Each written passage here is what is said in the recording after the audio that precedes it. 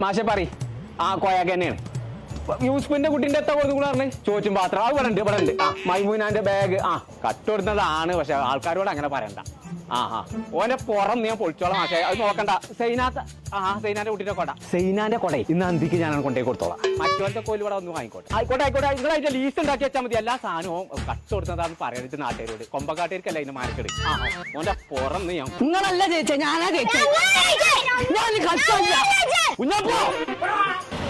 സ്കൂളത്തെ സകല കുട്ടികളും സാധനങ്ങൾ കട്ടുകൊടുന്നേക്ക് ചേട്ടൻ കളിയോ